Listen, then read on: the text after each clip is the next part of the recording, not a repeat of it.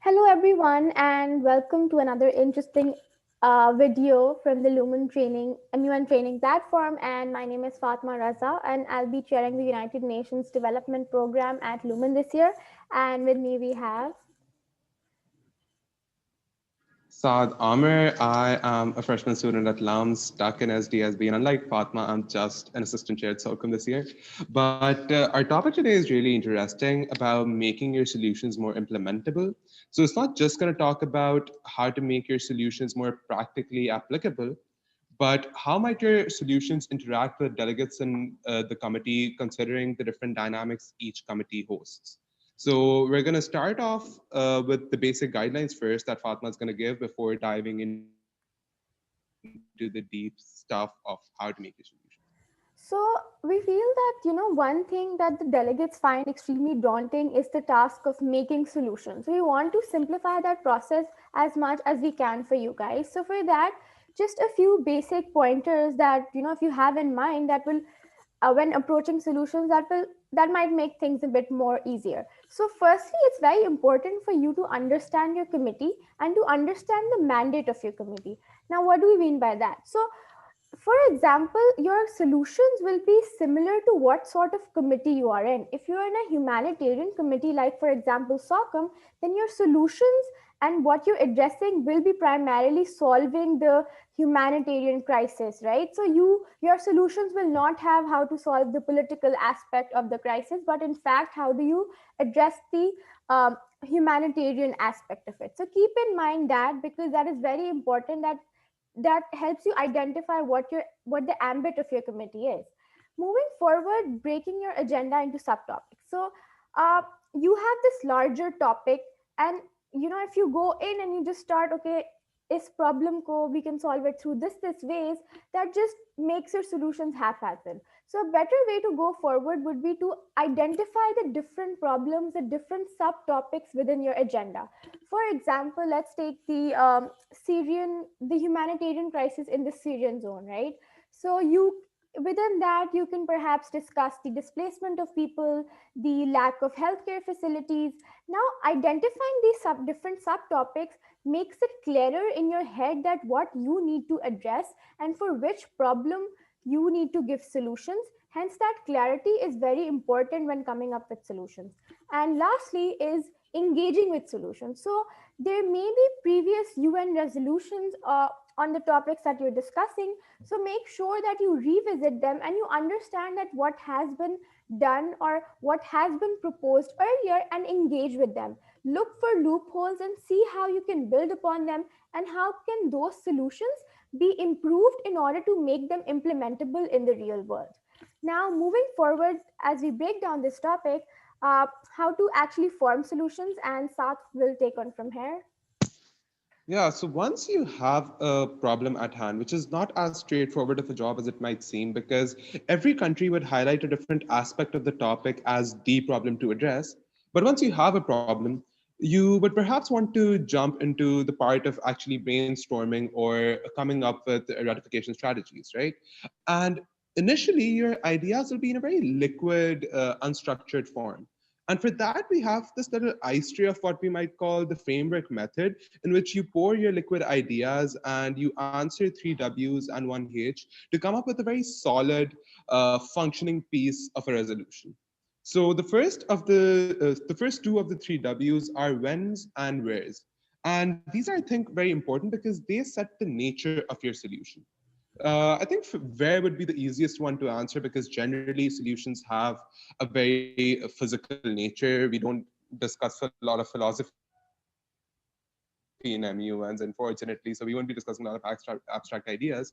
So you decide the geographical scope of your solution, and you can even divide the geographical scope into different zones. For example, if you want to apply your solution differently according to the different dynamics or different settings each zone might host. But when is, I think, a more difficult, if not difficult, then at least a more important part, because that determines what your solution might aim to achieve. For example, short-term solutions generally aim to control or contain a crisis, while long-term solutions address the very roots of a problem to completely solve it. So you need to understand when in order to understand what your solution aims to do. But it's not necessarily a very binary divide between long-term and short-term solutions. You can have intervals in a long-term solution that comprises of many short-term solutions. For example, our recent agreement with the IMF. Pakistan gets installments after every fiscal year. So you have intervals at the end of every fiscal year, and Pakistan has to achieve certain goals in order to get the next installment. So you can divide your entire long-term solution between intervals. So you make sure that you stay on the right path before jumping to the next part of that one long-term solution. So once you've answered the nature of your solution, you get to the real gangster stuff, the spicy stuff of how, because that is where you answer what exactly you plan to do. So number one, you have to make sure that your solutions are legal. They fall under the scope and the mandate of international humanitarian law, international law, and even the constitutions of every sovereign party involved. And once you've made sure that you have a legal functioning idea, you also have to dive deep down into the financing, because unfortunately we do not live in a perfect world. So financing comes from here you won't be answering exactly who finances it, but what are the means that you employ to finance. So for example, if you're taking loans for a particular program, you also have to make sure that you have mechanisms in place that regenerate all that finance, so the loans and the interests can be paid back. Or if you're coming up with ideas to get foreign aid, you need to make sure the countries that are willing to aid you are on board with you, and the pool that you make has a structure fine enough to properly manufacture the channel that you're planning to execute. So after finding out the means of financing, you have to obviously be clear in the duration of those finances, or uh, the different installments that you might get. And that is when you decide to jump towards the technologies, because not every delegate is going to dive very deep into the technological aspect of their solution, but it's always cooler too, because that is where you can highlight the very detailed details of your solution. So, for example, if your solution requires some sort of surveillance or observation, you can explain or elaborate on the technologies that you'll use, for example, CCTV cameras. And if you really want to be cool, you can dive much deeper into where those CCTV cameras might be installed, or how might those CCTV cameras be maintained, or what exactly will those CCTV cameras be observing. So after all this boring stuff has been done, you have this very basic primary plan on you, and you have to make sure that that your idea is not very limited to that basic plan, because once you have a plan, it would obviously interact with other external factors that are already operating in the setting in which your solution is being applied. And for that, you need to have contingency or backup plans. So your plan B would come in place if your primary idea fails. And it's really important to have a plan B, because otherwise your solution is just going to go to complete waste. But in order to reduce down the likelihood of you jumping onto the plan B, you need to have very good accountability and transparency method. And for that, you can obviously explain on the ways you'll ensure transparency through observation or through reports. But the accountability is more about the bodies that will observe, which kind of falls under the third W, which is who, on which I think Fatma would elaborate on. Yeah, so I think it is very important when you're forming solutions to have an idea that, who exactly will implement those solutions, or who will intervene in order to make sure that what you're proposing is actually implemented in the real world, right? So I'll take forward the example, as Saad pointed out, the means of financing, right? So if you're talking about that, okay, so in this crisis zone, we will set up like a commonly used term, a global aid pool, right? And that global aid pool will help finance the uh, resources that you need in order to solve that crisis. But who will finance or who will put money in the global aid pool, right? That is very important, because without the who part, your solution does not become implementable, right? It's out in the air, you do not know who is going to do that, but it's just that. So a very important part, like way to answer this who question, is a, which UN bodies and organizations will be involved in making sure that that solution is implemented, and b, making sure that whatever bodies and UN and organizations that you identify, it falls under their ambit, and it's feasible for them, or they can perform that particular task. Now let me put an example. For example, you are trying to solve the lack of healthcare facilities within the war-stricken zone of like Syria, right? So now you're saying, okay, we will be providing healthcare facilities to those people. We will be aiding them. Now, who will be doing that? Now, if I say, okay, I will have UN bodies part of it. Which UN body? So you need to know that which body has the mandate to do that. Like, for example, you can have collaboration with the WHO, or you can have collaboration with other organizations like the Red Cross or Doctors Without Borders to come in to have a collaboration to provide healthcare facilities within the region. And that can be done, right? You cannot have some body, UN body, like for example, the UNEP or the World Bank, to come in and do that job, because it doesn't fall under their ambit. So it's very important for you to be clear that A, who is going to do that, and B, whichever organization or body is doing that, it is in their ambit and they can do that, and then only your solution becomes implementable in the real world. Now, moving forward from here, Saad will dive into the foreign policy aspect. Yeah. Let's say you have answered all the previously asked questions of whens and wheres and hows. It's really important to still have a solution that would be adopted, right? Because let's say you have the best possible solution out there, you're like Keynes in the 21st century, but nobody adopts your ideas. That would not make a lot of sense, right? So, number one, you have to make sure that you take the role of the country that you're representing properly. So your ideas have to be very consistent with your foreign policy, and not just the foreign policy, but the ideological texture of your foreign policy as well. So you can't be North Korea asking everyone to just mm, leave all their nukes out, right? And apart from having an idea that is consistent with your foreign policy, you also have to make sure that you minimize conflicts with other foreign policies, because obviously other countries are going to have certain interests, and you need to take them into account as well, because you need to get your ideas passed and liked by all other delegates. So for that, you have to, number one, understand the interests and understand where conflicts can be minimized and where conflicts are not avoidable at all. So, for example, if I am the United States of America in an environmental committee, or if I am Iran in a gay rights committee, my first plan would be to get the committee failed, or my second, or my plan B at least, would be to come up with a very abstract resolution, so I can just go around it in the real world. And for that, you have to make sure that you not just avoid conflicts, you phrase your resolution in a way that avoids, that at least restricts this sort of an attitude from delegates who do not have interests aligned with yours. And I think phrasing would play a great role in this, on which I think Fatma would elaborate.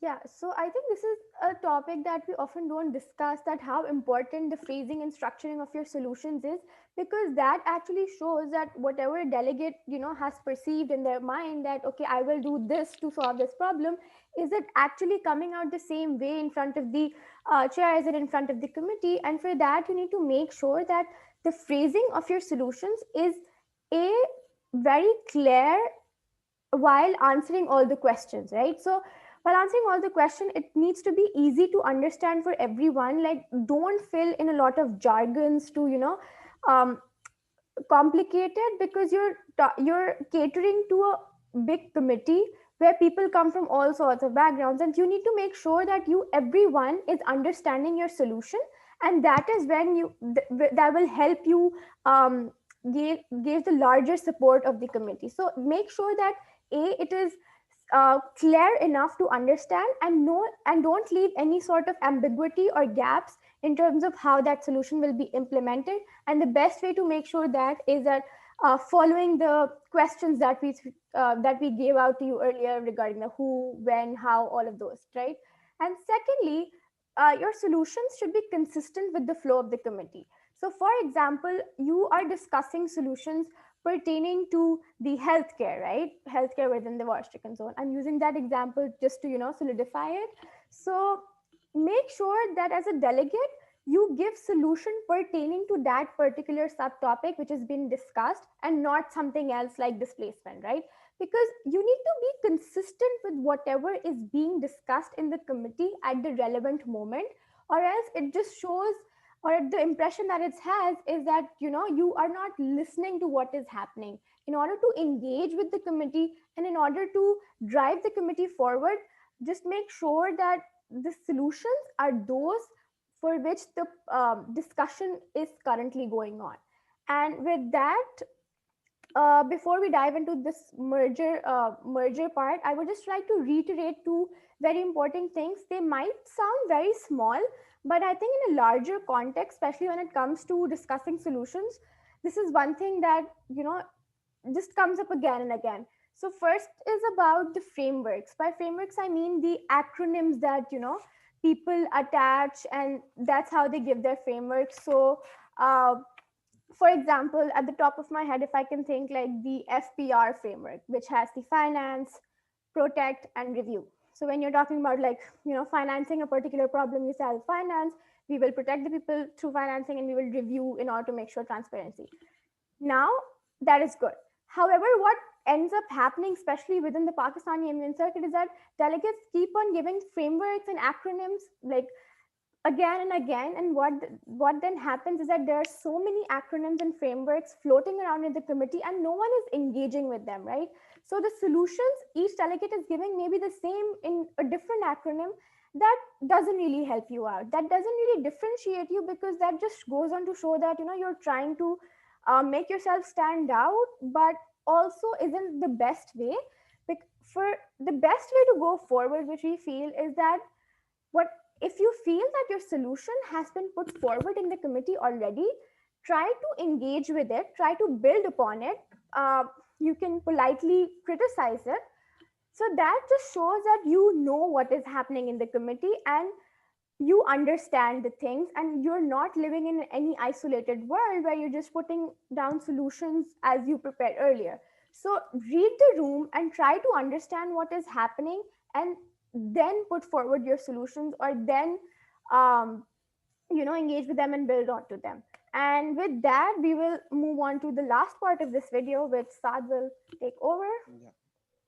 Okay, so the problem that Fatma highlighted is actually pretty significant because you would find a lot of delegates coming up with all these acronyms and frameworks.